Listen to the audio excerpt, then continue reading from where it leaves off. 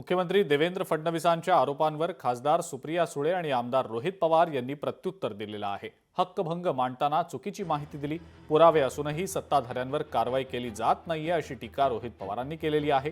तर मी कधीच कुणावरही वैयक्तिक टीका करत नाही, मी पारदर्शक आयुष्य जगते।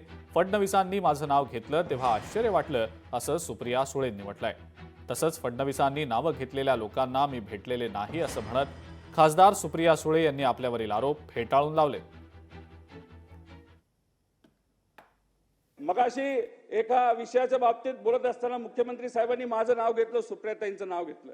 अध्यक्ष महोदय, आम्हाला तो विषय आमच्याकडे आला, आम्हाला सांगण्यात आलं त्या महिलेला न्याय मिळाला पाहिजे, पत्रकारांना न्याय मिळाला पाहिजे, यासाठी माहिती घेण्यासाठी 1-2 फोन त्या ठिकाणी केले असतील। 100-200 फोन तर अध्यक्ष महोदय तिथे केले गेले नाहीत। ठीक आहे, तिथे कारवाई चालली आहे, पारदर्शक पद्धतीने व्हावं, जे खरंय ते लोकांसमोर यावं अशी आमची अध्यक्ष महोदय भावना आहे। मला आश्चर्यही वाटलं की जो आरोप माझ्यावर झालेला आहे, एक तर माझं आयुष्य, माझा मोबाईल हा पूर्णपणे पारदर्शक आहे। हो, मी पत्रकारांच्या कॉन्स्टंट कॉन्टॅक्ट मध्ये असते का, तो असते। मी कधीही कुठल्याही व्यक्तीबद्दल वैयक्तिक स्टेटमेंट केलेलं नाही, करणारही नाही, कारण का माझ्या आई वडिलांनी माझ्यावर केलेले संस्कार, कैलासवासी यशवंतराव चव्हाणांचे संस्कार हे माझ्यावर आहेत।